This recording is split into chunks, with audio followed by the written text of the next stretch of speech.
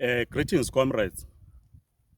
You will see behind me, that's my village. I have recorded a number of videos about this village. But what we did not talk about is the impact this village will have as a result of not renewing the Zimbabwe exemption permits. I'm based in South Africa. I'm here visiting. I know no home here in this village, just behind me, that does not have anyone in the diaspora, particularly in South Africa. I can count all the homesteads here because I know all of them. This is my place, I grew up here. Every person or every village has someone in the diaspora. Some are in the UK, North America, in Botswana, in South Africa. As you can see, if my camera does really show you, you will see that people here have built nice homes. Of course, the bricks are molded in the village. The money comes from the diaspora, especially in South Africa. Building material is bought in South Africa. People buy solar panels for energy from South Africa, from Botswana. Those that are overseas, they send their monies to those that are in Johannesburg or in Botswana to buy solar panels for their villages or for their homesteads. So now that the South African government says it will not renew permits,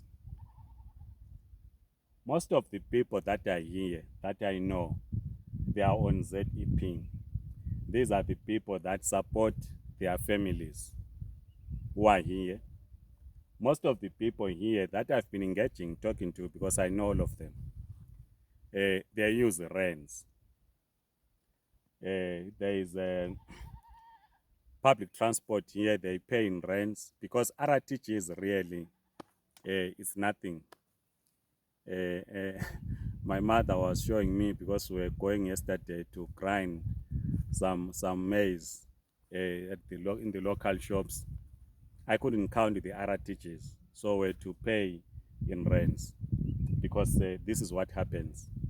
So if the people in the diaspora, and of course, these people are here, people of low skill. If these people in the diaspora were to find it difficult to work, these families are going to suffer because they maintain or support their families. There is a local umalaicha that brings groceries. Either they send monies, and the minister, Zimbabwe's Minister of Finance, Professor Interlinked, has spoken about the remittances from the diaspora, that it runs into millions of US dollars.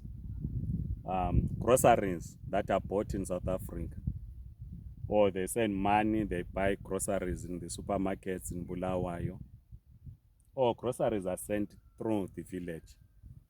There's umalaicha that comes here to deliver. So people buy furniture from South Africa, whether it's bedroom suit, lounge suits, they buy from South Africa. And these are nice homes. And almost everyone who has built a nice home here works outside the country. And these are people of low skill. In one of the videos that I recorded, I showed you the state of our school. And it is only those that are in the diaspora that will be able to repair that school. And we hope that in the next 12 months, that school will be repaired. So I'm simply saying that while we understand the position of the South African government, that unemployment is rising in South Africa, but we must also understand the colonial legacy, that the people that are here are people of low skill. Most of them, they work as domestic workers in South Africa. People can afford to build nice homes, even if they work as domestic workers in South Africa. We wrote an article, I think it was published in one of our theoretical journal, Vanguard, about the life in Hebrew. People dividing their rooms using curtains. But when they get home, here they've got, each one have got a bedroom because they are able to build, they send material to build their own homes. Now, if these permits, the Zimbabwe exemption permits, are not renewed, the people here in this village are going to suffer. They will not be receiving monies that they are receiving. They will not be receiving groceries, which then it begs the question, which we have been dilly-dallying talking about it. Because Matabeleland, or the economy of Matabeleland, is linked to the economy of South Africa. It's a reality. Yes, post 2000, people from other provinces outside Matabeleland started flocking to South Africa. But from the 70s, the 80s, people from Matabeleland have been going to South Africa. And you also remember there was that referendum, it was 1922, 1923, where people had to decide whether to be the fifth province of South Africa. Then there were 4 provinces, whether Zimbabwe was to be a 50th province of South Africa.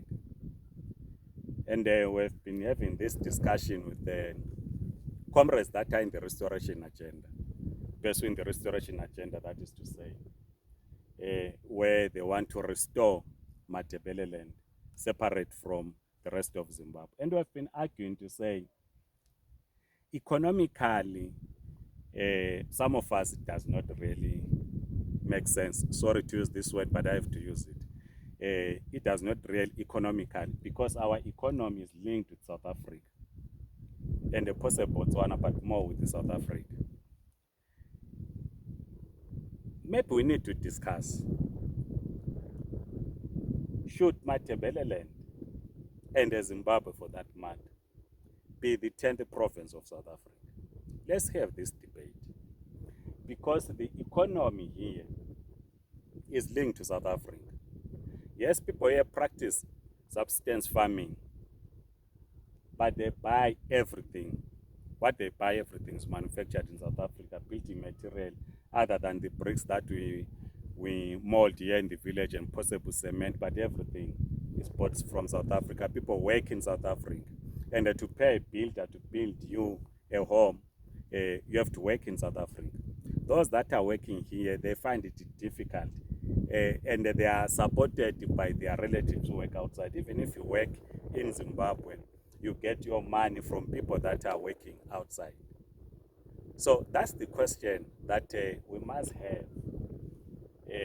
Whether do we really need at Bedbridge border post border management guards, or we need to remove that border?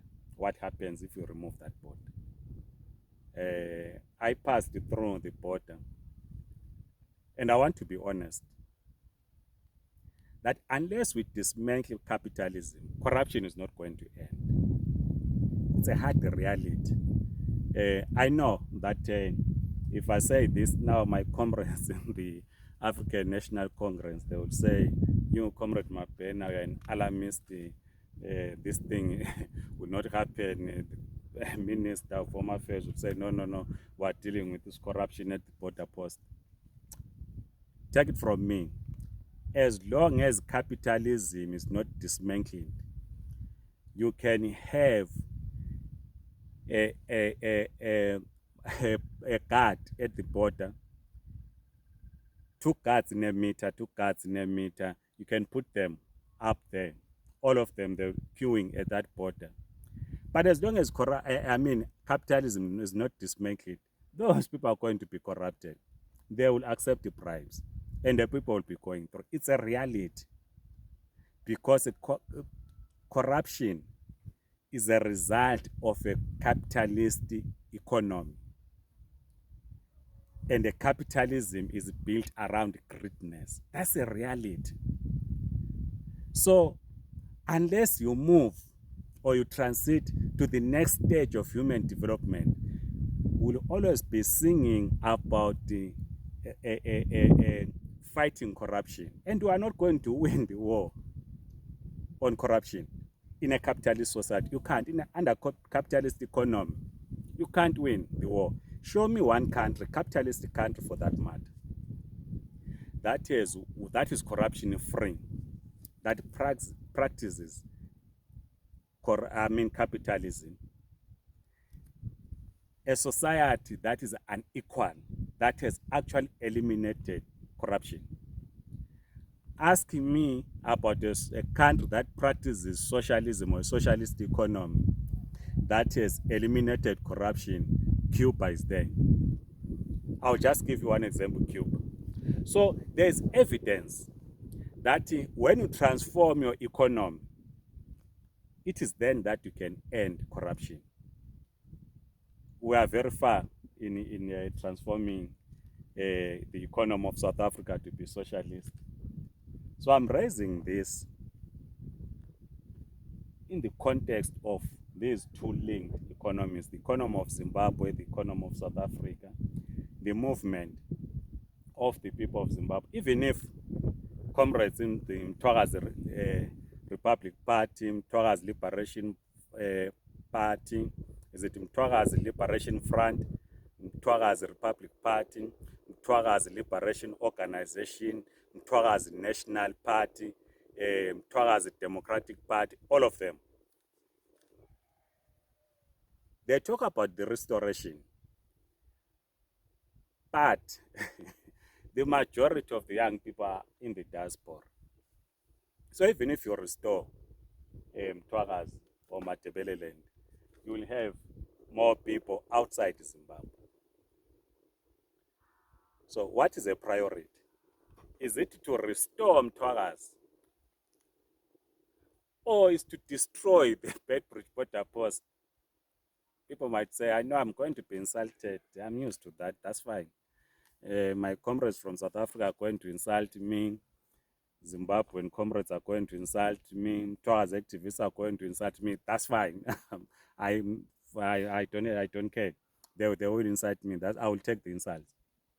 But we must have this debate. Is it not time that we collapse this border that divides Zimbabwe and South Africa, and we become a 10th province of South Africa? And the reasons are many. I've spoken about how our economies are interlinked. Our languages were one people. Mina Ndebele bensitsho kwenye video abantu bathi mina ngizenza thina sizenza umZulu esikhulumisa thina singamandebele. Sikhuluma isiNdebele eSouth Africa, esifana lesizulu mbele siNdebele sempumalanga. AmaSwati siyaxoxa kuhle, abase South Africa labaseswatini, amaXhosa siyaxoxa kuhle basizwa. In actual fact, we have the Xhosa people here in Zimbabwe sithi ngamafeme. So we are one people. The Venda, bakhuluma isiVenda ngapha on the other side of Limpopo, and then on the other side Amachangan, and so forth and so forth. So we are one people. Labor of people of low skill, labor, is from Zimbabwe, mainly from Matebeleland. So our economies are interlinked. We are one people. I will support those who are saying, let's collapse the border. I know that some comrades in the other trade union, I'm not sure whether the one led by Comrade Zolinzi Mavavi, said the idea of collapsing the border is extreme. Yeah, it sounds extreme. But we will not stop young people from this village to go and look for jobs in South Africa. ZANU-PF is going to win elections in 2023. I've recorded a video where I've spoken about the strategy that they are using to win elections in 2023 in villages. But we all know that they will never rebuild this economy. They will not. They will win in 2023. possible win in 2028 because Zimbabwe is a deep state, deep militaristic state. And we have discussed that I know no country that has removed a military regime through an electoral process. So ZANU-PF is going to return into power. It will not rebuild this economy. I showed in one video the school there. They are struggling. The pass rate is very low. They will not start the sciences. They will not go to National University of Science and Technology. They will not start the subjects subjects that are in short supply in South Africa. They will not. So they will only do these subjects. Some of them, they will not even pass secondary school. So they will go there to look for jobs in the low skill, domestic, construction, drivers, and so on and so on. It's a reality. And I'm saying we can put guards, as many guards as possible, but that will not stop people from crossing. It's not a threat, but it's a political reality. Because the people that are being employed as guards, they will accept bribes. It's a reality.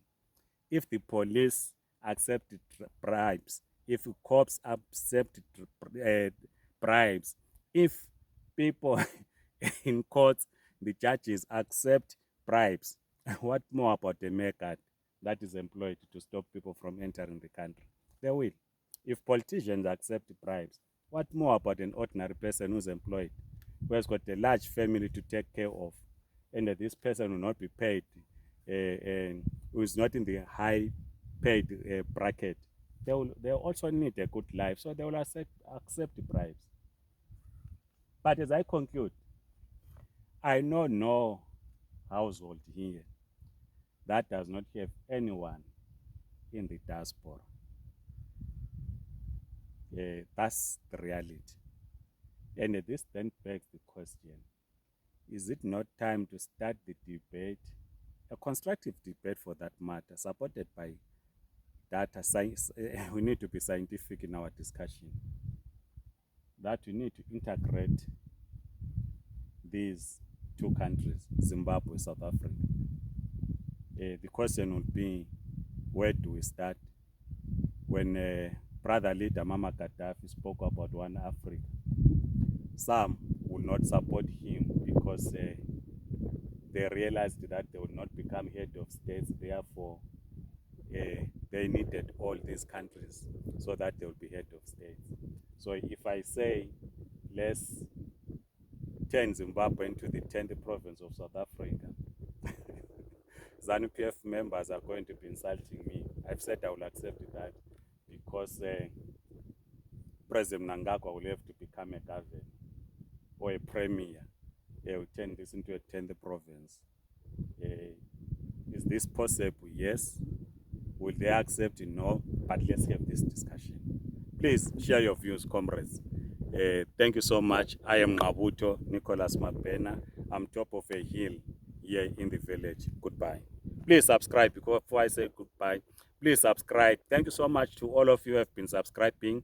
The last time I checked, we have reached 10,500. Like this video, share with your friends, and subscribe. Amandla, comrades.